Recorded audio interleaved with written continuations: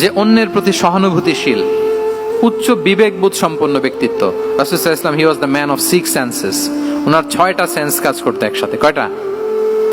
আমাদের করে কয়টা?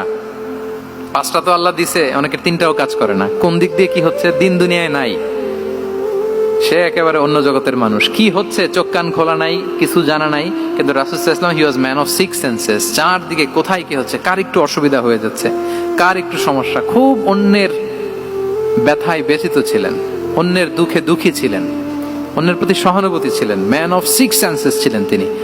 সিরাত থেকে 2-1টা উদাহরণ দেখেন। একবার রাতের নামাজ, সম্ভবত এশার নামাজ, খুব ছোট্ট করে শেষ করে দিলেন। তো সাহাবারা জিজ্ঞেস করলেন, ইয়া রাসূলুল্লাহ, নামাজ তো এত তাড়াহুড়ো করতে আপনাকে কখনো দেখিনি। তিনি বললেন, আমি নামাজের মাঝখানে এক ছোট্ট বাচ্চার কান্না শুনেছি। আনাস রাদিয়াল্লাহু বর্ণনা করেন যে কানা রাসূলুল্লাহ সাল্লাল্লাহু আলাইহি ওয়াসাল্লাম ইয়াসমাউ বুকা আস-সাবিয়্যি মা উম্মি। আমি যখন নামাজে ইমামতি করছি, পেছনে মহিলাদের কাতারের ওখান থেকে একটা ছোট্ট শিশুর কান্নার আওয়াজ আমার কানে আসলো। দেখেন কি সেন্স। তো আমার মনে হচ্ছিল বাচ্চার কান্নায় পেছনের কাতারে মায়ের বড্ড কষ্ট হচ্ছে। যেই মাটা বাচ্চাটাকে নিয়ে এসছে উইমেন প্রেয়ার হলে, তাকে বাচ্চাটাকে ম্যানেজ করতে বা সামলাতে মায়ের বড্ড কষ্ট হয়ে যাচ্ছে আমার মনে হচ্ছে। এজন্য আমি নামাজটা একটু শর্টকাটে শেষ করে দিয়েছি।